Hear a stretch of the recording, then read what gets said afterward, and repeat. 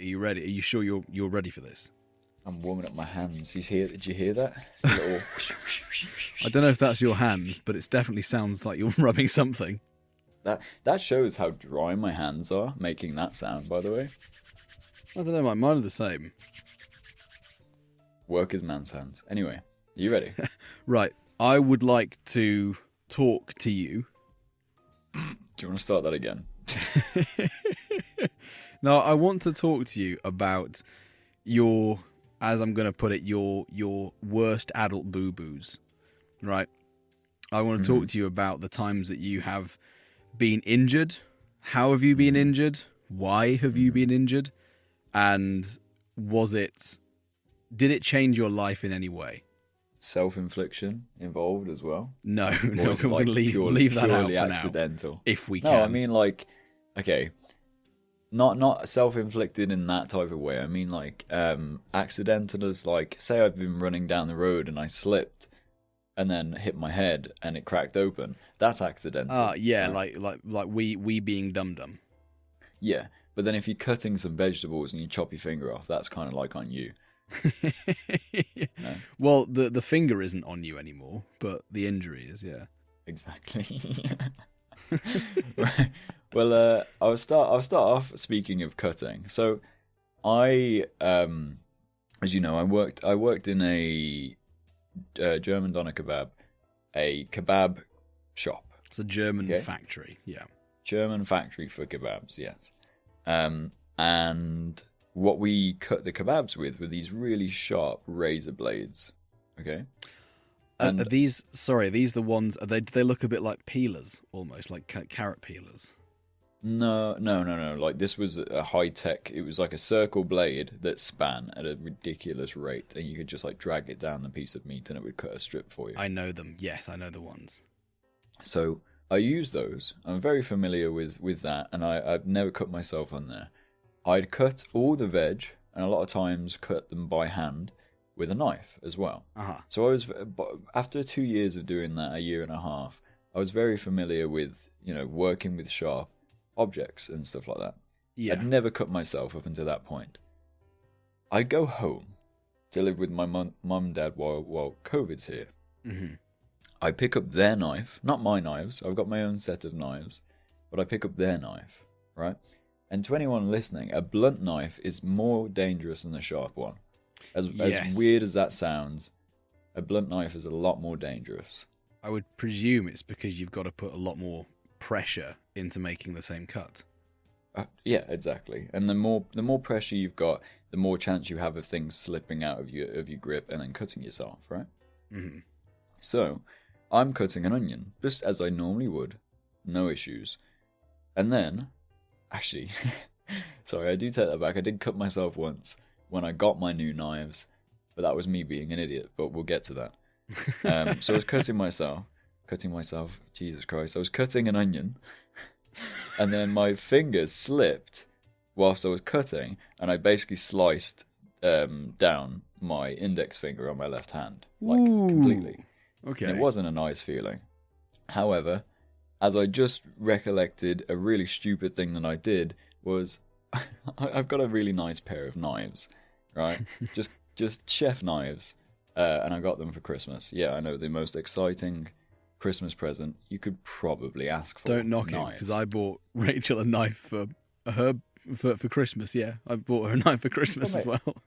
I'm not knocking it, but I know that there are people like my sister who was like, "You want knives for Christmas? What are you, 50 years old?" I'm like, "Cheers, thank you, sister.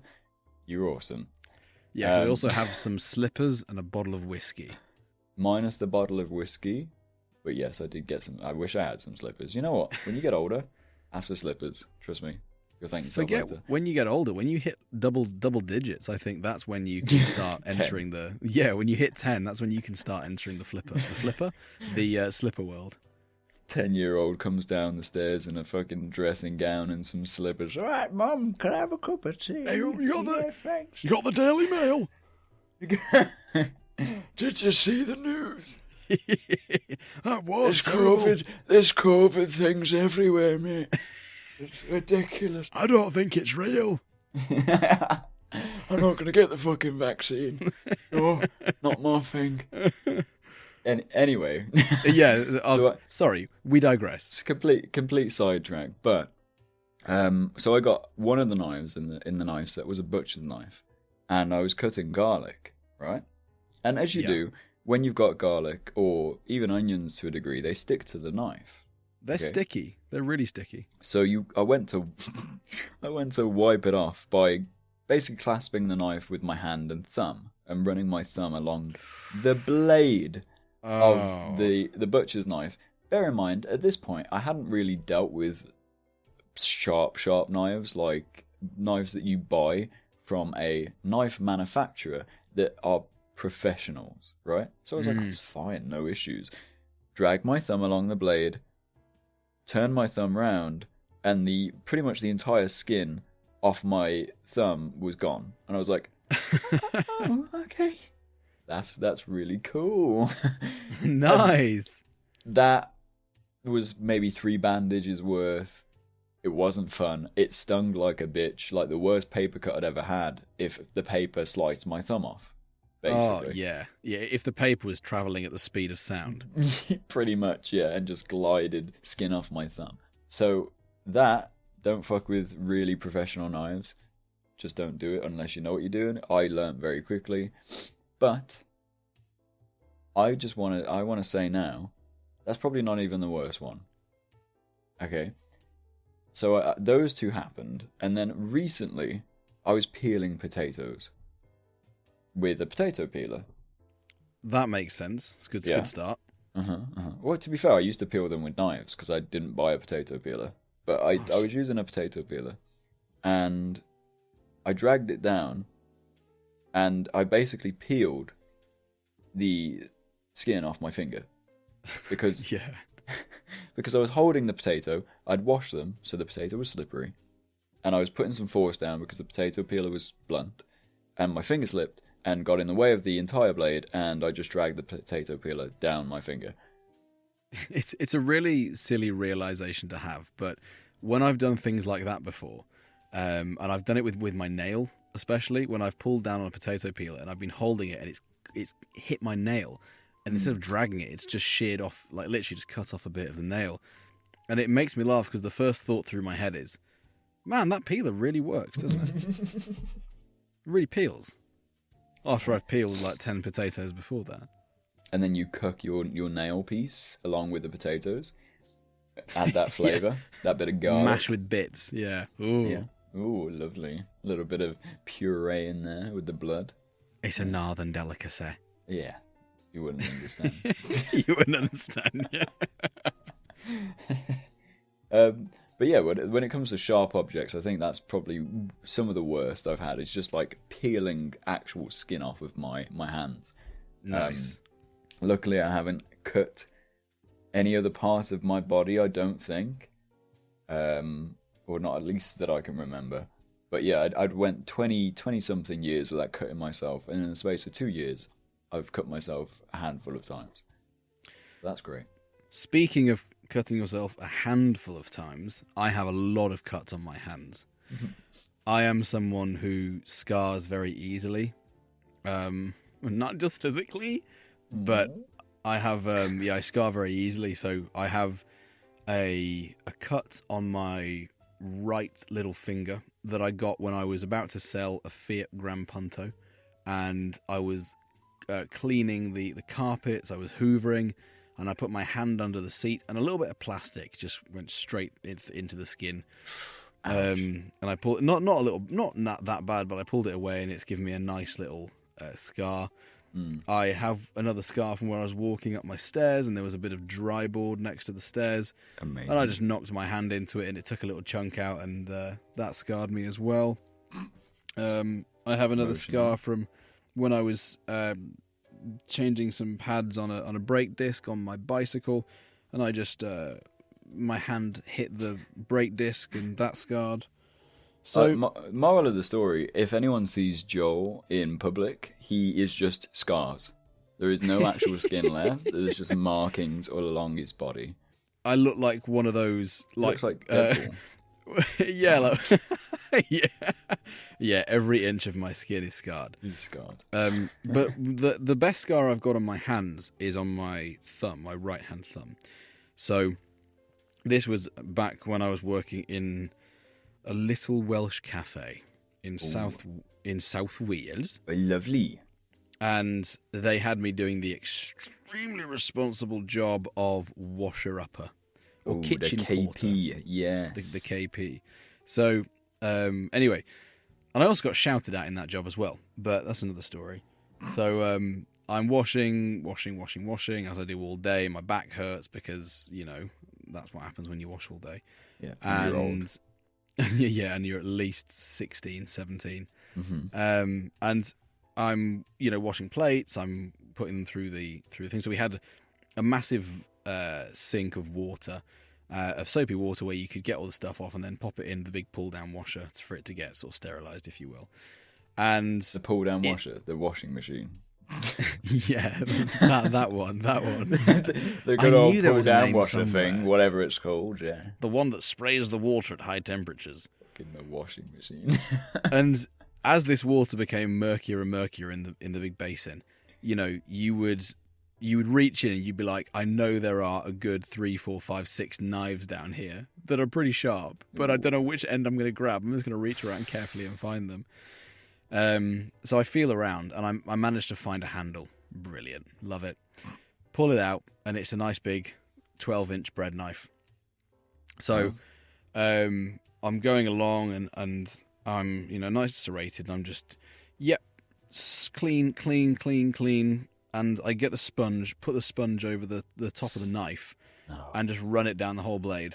But I didn't realise that by reflex, my thumb had grabbed onto the underside of the blade. And I just went down the whole thing. I looked at the blade and I was like, that was red. And it was. And I know I've spoken about this before where they eventually gave me like a marigold and duct taped it to my wrist and I carried on working. Wait, what? That was, do you remember when we talked about, it was episode... Was this Bleeding Hands? Bleeding Hands to Making Grands. And that was when they sort of put a plaster on it, a bandage around it, if you will, as well, and then put a marigold on me and sort of said, keep going. Not even like waterproof. Oh, no. Well, they are waterproof. Oh, okay. They are, but I mean, just it made me laugh. I thought, oh great, can I go home now since I'm bleeding all over your kitchen? They were like, no. It's like, nah. There you go. Carry on. Sprinkle that on the steak. That's great. Yeah. It's the same as the cuts we talked about in that episode of like when you run your hand along, not like sharp metal, but because your hands are so wet from kitchen porting, if you pick up any type of metal container, there you go. Your finger's gone. It slices straight through you. Yeah. It's not a fun experience. It's like a paper cut but metal. It's worse. But let me tell you, so those are the sort of sharp injuries that I've had. I haven't had many other sharp injuries. I did have a close call once when I was chopping some wood for a fire that we were having in, and typical lumberman. Typical English student Gareth. Yep. And I was chopping wood, and I had one of those sort of mini axes, not the massive ones, just the kind of small ones. So I was giving it some really good welly. Mm-hmm.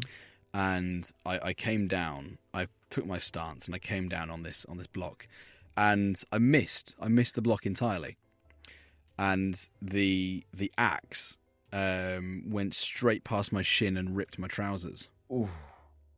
And it was going at a good rate of knots because it kind of swung down and back up and sort of behind me a little bit. So, and I just sort of thought if that had hit my shin bone, I don't think it would have stayed in one piece. I think that would have been a good crack. Yeah, that would have been your shin gone. So for life. That was a close call. But what about blunt force trauma? what have you had that's blunt? What have I had that's blunt? I can't actually think that I've had a lot. I used to fall a lot doing dance. There was one point, I don't know why, I thought it was ridiculously funny, and so did my dance partner, which probably wasn't a good influence, thinking back, that I used to be able to fall very well. Just on a general principle, if you are a street dancer, a break dancer, one of the first things you kind of have to realize is I need to learn how to fall properly. And that sounds ridiculous when you think about it. But in actual case, not a lot of people know how to fall properly without injuring themselves. But I took it a little bit too far. To a point where, at one point while we were rehearsing, I just went, yo bro, watch this. And I ran onto the stage, jumped as high as I physically could, and then just turned my body horizontal to fall straight down into the wooden stage. Talk about self-inflicted. And then I just lay there thinking, oh, that hurt. Because my left arm was under my like rib cage. So I could have ended up easily as a child with broken bones just by being a dickhead. But besides that, I don't think I've had many blunt. I've been hit, you know, like by people. I remember one of my first days in secondary school. This guy just must not have liked the way I looked. Walked up to me while I was talking to my friends and sucker punched me in the face. What, straight in the face? Yeah, like he kind of he like hooked me around the chin and just punched me. And I just like I'm mid conversation and I just looked at him. I was like, it didn't hurt because it was only young, right? And so was I, but it was like he just clearly didn't know how to throw a punch. And I just looked at him and was like, are you alright? What did I do to you? And then my mates are backing me up and then he just backs off. I'm like, what? What just happened? What did I do to this poor guy for him to come up to me out of nowhere and just punch me one in the face? What a nasty fellow. And I was like, to this day, I still don't know why he did it. But we should find out. We move on. Besides that, I genuinely can't think of like blunt injuries that have hit me. I've been hit with cricket balls. I've been hit in the face. They're painful. Plenty of times painful. With footballs. You know, if you've ever played football, and I mean like English soccer for anyone else, but football, if you've had a kid, an adult, anything, kick a ball into your face full pelt, it's definitely one of those ones where you have to kind of suck in the tears and be like, it's fine, it's okay. The shock kind of wins you as well, I find, even though it didn't hit your chest. Does. Yeah. I have been punched in the face once. Now, like you, I've been hit in the face with many things, from branches to people to teeth to you name it, right? It's hit me in the face. Yeah. But someone punching me in the face has only happened once, and it was in high school. I think I was in about year 9. I want to say I was about 14, and I had a friend, and we were in textiles class, so the most aggressive class there is, obviously. And I went up behind him, and I thought it would be funny to shock him, just to try and make him jump while the class was kind of quiet. So I did, and instead of jumping, he turned around and smacked me straight in the face. And we both just looked at each other for a split second, and then we laughed because we were just, it was just so confusing. I was like, did not expect that from a really close friend. Just to fucking punch you. And that came up in a nice bruise. But yeah, that's the only time I've been actually punched in the face. I'll tell you one thing that was a blunt injury. I was playing squash, and this happened quite recently. It's the first time I can remember in my life I've ever had a black eye, and it didn't even go that badly. Oh, right? Man, I think I know where you're going with this. So it wasn't the ball. It was not the ball, because that's even worse. Oh my god, I fully pelted my dad in the back with a squash ball, and it looked like he'd been shot with about 10 paintballs out of a paintball gun in the same location. It was bright. Nice. It was this bright red with a dark purple middle. It didn't look... Yeah. Anyway, so I am about to swing for this ball, and we've been playing... I had gym earlier that day. We'd already played badminton, so my arm was tired. I go to swing for quite a heavy, hard swing, and the racket misses the ball, so my momentum goes nowhere but forward, and the racket keeps swinging round. I loosen my grip a little bit, thinking, I've just missed the ball, oh well. The racket flips towards me and hits me in the eye at full pace, like on the cheek to the lower eye. Yeah, and right at the top of the cheekbone. Yeah, and I look at my dad, and I just went, oh, for fuck's sake. And he's like, what did you just do? And then he looks at my face and sees that there's like a red line mark along with a black eye. Instant. Like it was completely instantaneous black eye. And it's probably the first time it's ever happened, and I don't think it will ever happen again, because I don't know how the racket... God must have just been like, fuck you, slap, you know? I don't know how the racket flipped up and whacked me in the face, but it definitely humbled me for a good 30 minutes. 30 minutes? Yeah. Then after that, you get up with one eye partially closed as all of the swelling behind it. You're like, I'm good to go on. It didn't swell. I was quite surprised. Like, it just had a little bit of purple under my eye, and then that was it. Like, it wasn't... Okay. It didn't get any worse than that, even as the days went on. So all in all, quite a successful racket hit then, yeah. Quite a successful racket hit, yeah.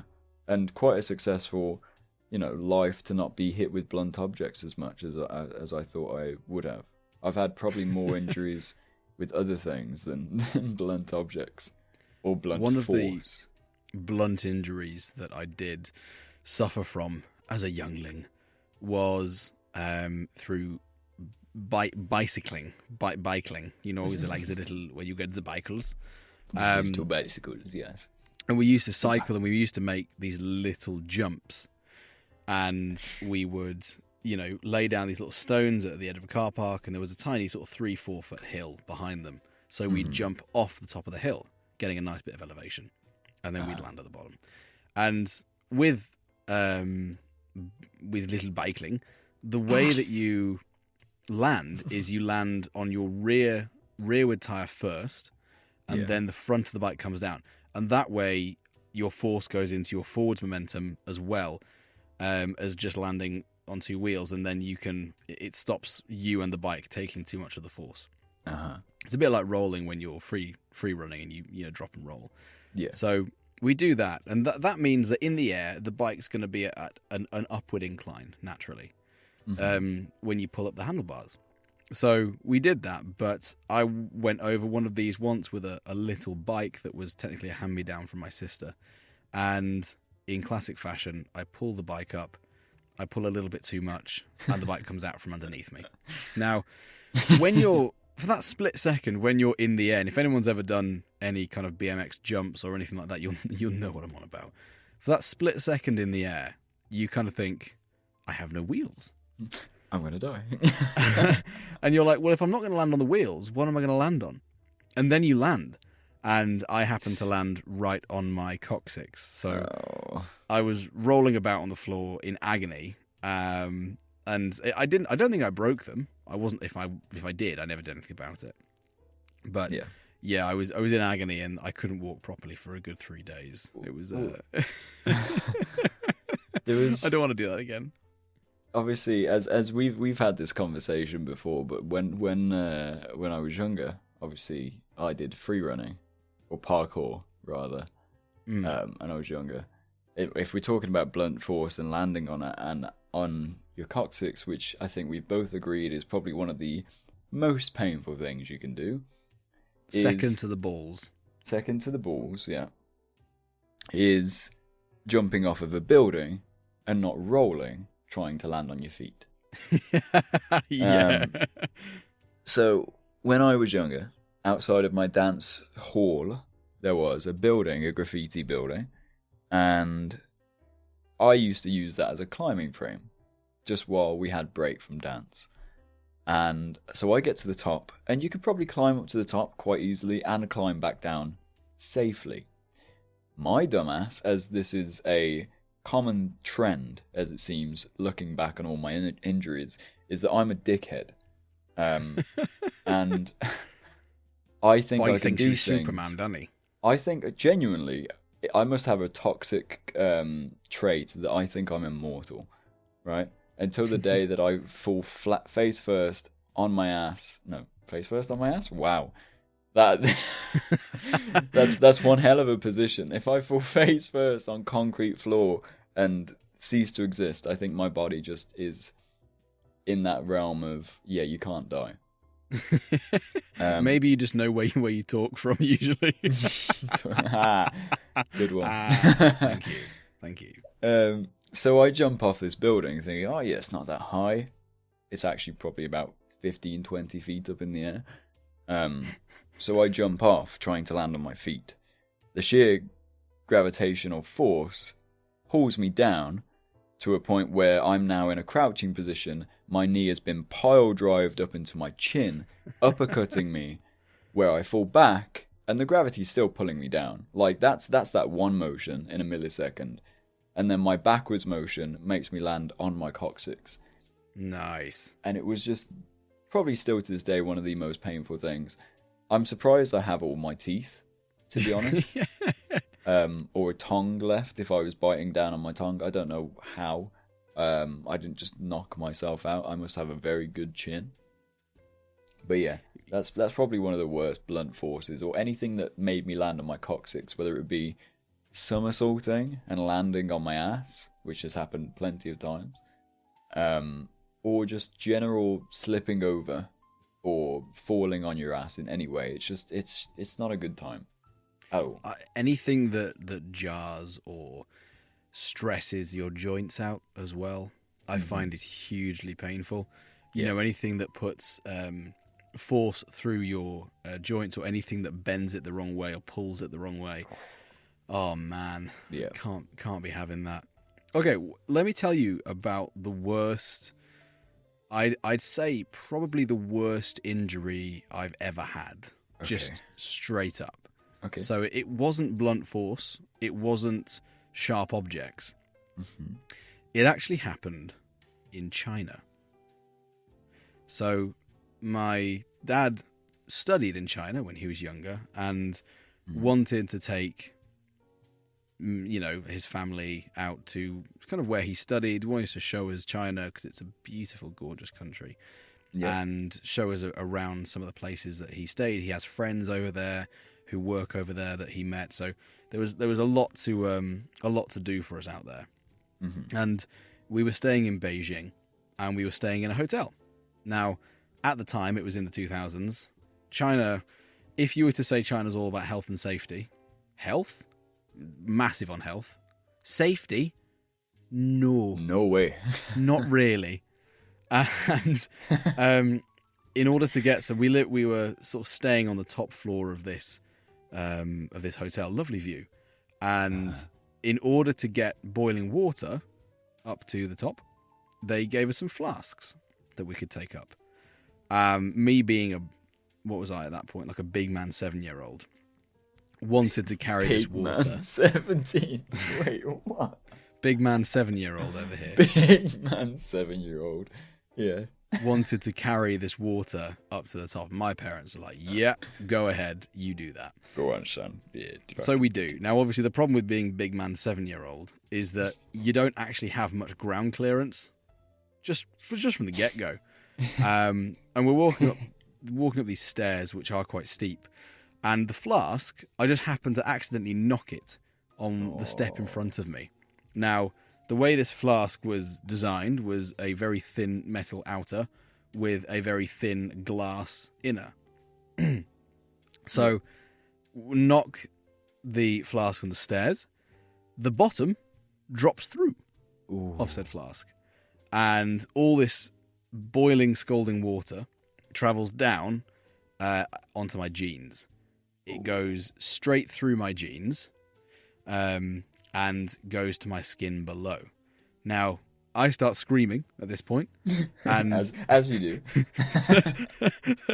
I start dying.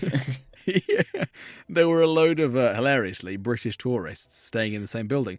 And they were all on their way up the stairs. Now, my mum, bless her motherly instincts, did the best thing she knew what to do. She needed to get me to cold water. So she instantly picks me up by the armpits and runs me up a good few flights of stairs like holding me. I'm a 7-year-old. I'm like I'm a heavy big man at this point. And it's like she's hold me and she runs up. Now, my top's kind of, like you pick a child up and the sort of top rides up a little bit, and my jeans were all soaking and I think had started to come away from my leg because of the heat. So this screaming 7-year-old just goes past all of these tourists who were getting out of the way looking extremely concerned. And we reached the flat at the top, and they get me into the shower and they put the cold shower on it, and I just have these memories of my very concerned parents' faces looking up at me. And straight away they can see it's pretty bad. I've got my skin hanging off either side of my leg, and you can just see the kind of mulch underneath.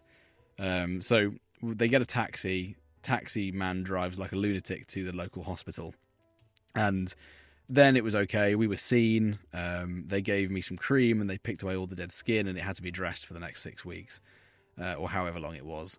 So it healed fine in the end, and I was young, so I bounced back. But that was the most. I was a big man, so I sucked it up. You know what I mean? That's it. Yeah. So I walked myself upstairs to that shower.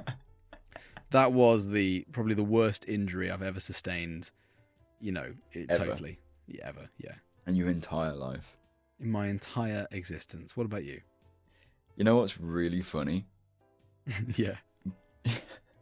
We're not too dissimilar, me and you. Oh, well, how did you burn yourself? The worst injury I've ever sustained in my life was, there's two, and it involve burning myself. Oh no! But probably the worst. I'll start with the worst of the worst that I think I've ever sustained in my life. So I'm big man 15-year-old, yeah? Big man 16. Even bigger man. Even bigger man 16. And to emphasize the big man, this was around the time where I was going to gym every single day trying to get buff as fuck with my friend. Right? Now, if anyone's gone to the gym and they're trying to bulk up, more than likely you'll have a flask or a shake bottle, right? Mm. Now, if you have protein in there every single day, it starts to, smell of protein, and it starts to, it has that kind of smell. What does protein smell like? Protein, well, mixed with milk, it kind of just smells like a weird milk. Ooh, a little bit foisty. A little bit foisty, yeah. So I was like, I'll properly clean it, Don't get me wrong, I cleaned it every single time I went to use it, but it's almost like it got stained. Yeah. So I thought, no worries, I'll just boil the kettle, fill it up with some boiling water. So I did so, and then I put the lid on it. And then the lid more or less is like any lid for a flask or any lid for a bottle. It's quite airtight, and I shut the drinking hole on it as well. My dumbass thinks, no issues, shake that bitch. I'm just going to shake. I'm going to shake a plastic container full of boiling water. Now, you can probably see where this is going. So I'm shaking it. And I'm thinking, no worries, get rid of that smell. I'm so fucking smart. By the way, I got an A in science, every single one. Physics, chemistry, and biology. I got straight A's. Nice. Right? Just to put that out there. And I thought I was smart. This humbled me to the bone of me being an idiot. So I'm shaking it. I put it on the countertop, thinking, yeah. And I open it, the top, as you would open a bottle, but like obviously a flask. And I just hear, Kss. That was the last thing I heard. Genuinely. The last thing I heard was, Ksh. And then this massive, loud sound. Like it was, it went everywhere. Not over just me, but everywhere in the kitchen. So the entire flask of water basically popped open and scattered me all up my chest, half across my cheek, on my arms, and then obviously as it ran down to my legs. I scream. My mum and dad are just casually watching TV in the living room in the next room. I've never seen my dad move so quick in my life. My dad comes sprinting into the kitchen. I'm like there. I turn around, I look at him, and he can see that I'm dripping like wet, basically, with my arms. The only part of me that's exposed is my arms, and they're like bright red, like blistered red. Gosh. He grabs me by the arm and drags me out the kitchen. He's like, "You need to get into the shower now. Take off the clothes, get in the shower, put it on the coldest setting." I go upstairs, I get in the shower, and immediately I'm just stood, all of a sudden going from boiling hot to freezing my fucking tits off in a ice cold shower, having to, when something's so cold that it's actually like painful. Yeah, it hurts you the other way. Yeah, so I'm there in a cold watered shower. I'm again straight A's, super smart. I'm sat there in a cold, ice cold shower, and I've got burn marks all down my chest, all down my arms, all down my legs, and on the side of my face, and I'm just stood there, almost like head down under ice cold water, until I physically can stand it, and then I have to get back out. I get back out. My mom comes in the bathroom. It's like, "Are you okay?" It's like, "No, it's still really painful, but I can't handle the cold water." And she's like, "No, get the fuck in the shower now. Get back in. I don't care if it's too cold. You're burnt." So I get back in, and I'm just stood there, and it for the next probably, I want to say, because we didn't go to the hospital. Standard English family, fucking deal with it. What's that? Healthcare's free. Fuck it, don't need it. You'll walk it off. You don't need that, son. No. You'll fucking walk it off. All right, we broken your leg. Magic water, bit of a cold towel. Yeah, fine. Right? And a bloody paracetamol. Didn't even get that, mate. Nurse at our school. Magic water. Honest to God, magic water. Bit of a cold wet towel, and a glass of water. You were fine. You could have literally broken a bone. That water healed. No issues. Right? Yeah. So, for the next 3 or 4 days, I was just like almost stiff. It was really weird because my whole body was burnt. I was stiff, and things just stung. Like the actual air around me just stung. Any change in temperature, we just felt horrible. Or just the blanket. Lying down with a blanket over you, just that touching you, was painful. The other occurrence wasn't so much a burn from like hot water or a hot liquid of such, and it wasn't even a burn from like a griddle, because I'd burnt tips of my fingers and I burnt a lot of my body from working at the kebab shop, because you are in front of a 80-90 degrees Celsius grill like throughout most of the day. But this one, this is probably the stupidest I'll ever sound, even though that was very stupid. I was in Florida, and it was cloudy, but it was hot, right? So my dumbass thinking, "Oh, I can just go and sunbathe." And I'm not someone that goes sunbathing very often, as anyone who knows me would know. I'm a ghost. I am Irish white with a ginger beard. I don't catch a tan very often. He's ginger. I've got a ginger beard, okay? Blonde hair, ginger beard. Okay, Viking. Sorry. Strawberry. No strawberry blonde, Okay. Ginger? Blonde No, ginger? Just blonde. Blinger? Blinger. Anyway.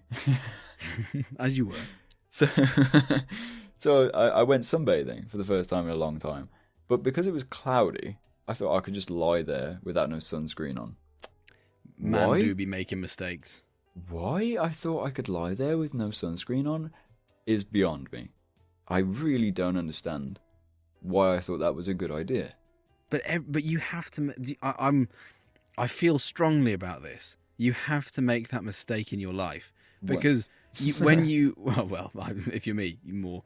But when you do make that mistake, you walk outside and you're like, oh gosh, look at the clouds. Well, at least it's sun cream free weather. Am I right? Yeah, exactly.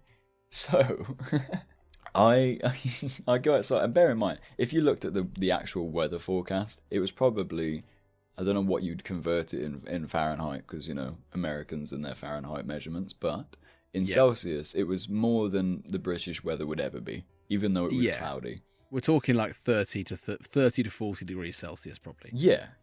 And around that time they were having heat waves as well. But It was the first day with clouds, and I was like, yeah, no worries, I'll sunbathe with that, no sunscreen.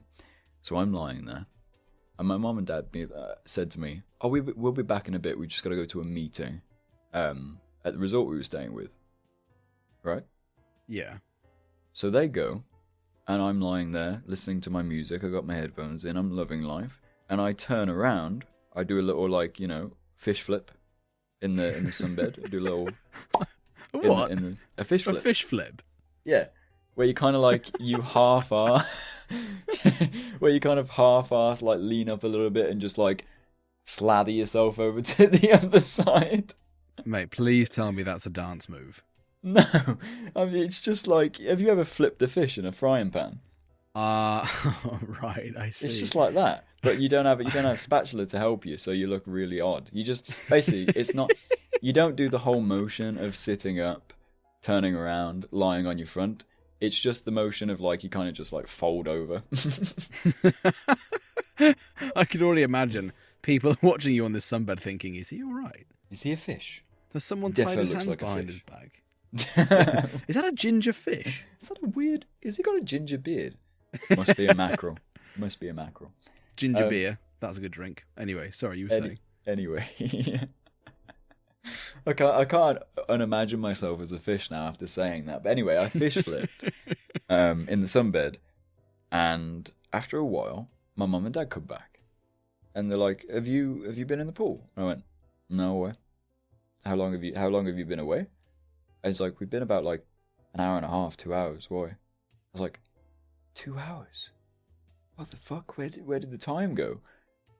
And at that point, I didn't look too bad.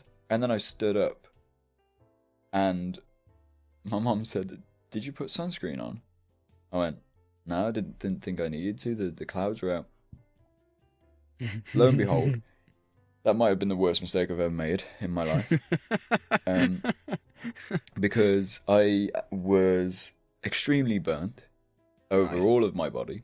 Nice. To a point where I had heat stroke for the next 4 days. And if you've never had heat stroke, it's not fun. No, I've heard of it. It sounds like you almost like the worst stomach bug in a way. It is, yeah. It is exactly that. I had a migraine from it, as well as not wanting to be touched by anything. The blanket would actually stick to me, but then if I moved, it would almost like my skin would be peeling itself off, but it was just the blanket.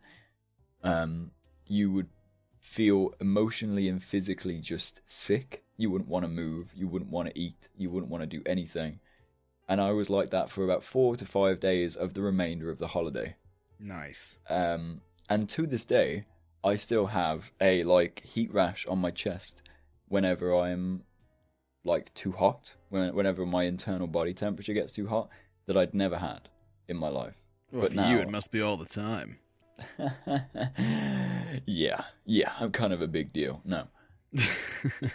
I genuinely get red splotches over my chest now because of that incident of not putting on sunscreen. And since then, I've never sunbathed again. Since then, and that's when I became an introvert. And that's when I stayed inside for the rest of my life. The most comedic burn I ever had. Well, there's two actually. There's two that make the top of that list. The first one was on holiday, seeing my grandparents in Spain. Me and my mother went out for the summer because we always went out for Christmas, but it was always colder in Christmas. And I said, I really want to go out in the summer. So me and my mother went out for about a week, and it was day at the beach. And Mum was like, "Put on some sun cream." Yes, Mum, that's fine. I will do. I applied it to my own back. Now, I only applied it with one hand. Oh, no. So I kind of got my hand and I sort of, as I put my hand behind my back and smushed it around as much as I could, it felt like I'd got the whole thing. Anyway, Did a great job. messing about in the sea for 2 or 3 hours, when we got home, I had this sort of like Christmas tree pattern of a burn on my back there was a Christmas tree of where the sun cream had been. And then around it was all just burnt. It was a lovely little outline. It was almost like Spain was spiting me for not coming out at Christmas. So that's one of those. But the other one was the damn sausages. So I was between the ages of 0 and 6. Probably about 4. Between 4 and 6, actually. And on the stovetop, my parents were cooking sausages. I had just made a gingerbread house that day as well. Prominent memory. Good fun. Mm-hmm. I had to do it with my sister, because you do. And sad memory. Couldn't achieve it all by myself. Yeah. And I wanted, in my big man wisdom of 4 years, 4 years, wanted to see my sausages in the flesh. As every kid does. Yeah, absolutely. I need to observe the food while it's cooking before I can eat it. And I'm like, well, I'm too small to see over the hob. No. I know what I'm going to do. I'm going to jump. So I jump. But as I jumped, I accidentally chinned the pan. Oh. And it's right at the edge of the pan underneath my mouth. So I have this really big Joker-style burn. It wasn't bad. It was, it was okay. But for like a good week or two, I had this really big Joker-style burn in this like permanent smile under my mouth. It made me look like an absolute psychopath. Oh my god, I can't imagine big man you at 4 years old with like a burnt smile. You want to know how I got these scars? Well, you see these sausages. I wanted to see how they were cooked. I want to see me sausage. I just wanted to see me sausage, man. Oh, you can't win. You can't win when you're that age. What are you meant to do? Oh, you really can't. You've got to see your sausages. You got to see those sausages cook. You got to know that they're doing a good job. Yeah, yeah. Bear in mind the fact that I could have got like fat spitting in my eye or something silly. Any manner of thing could have gone happened, blind, or you could have chinned. You could have chinned the pan. The pan could have flipped over. All the oil would have got over your face. You would have been permanently scarred your entire life. Never. If that had happened, the hilarious thing would have been the pan would have bonked me on the head on the way down. The pan would have probably stuck to your face on the way down. Gosh. And you probably would not be here recording Speech Waffle with me. Don't remind me of all of the times I've narrowly avoided a life-changing incident, because there's a lot of them. Speaking of life-changing, what is there any injury that you have had as we come to a close that has become life-changing at all? Whether it be like, I'm never gonna fucking do that again, or has genuinely injured you? Good effort. I injured my tongue once. Has injured you to a point of like, oh shit, that changes how I do things. Nothing has injured me to a point where it's changed my life, but I'll tell you something that did change my life. It's meeting you. Okay. Well, moving on from that.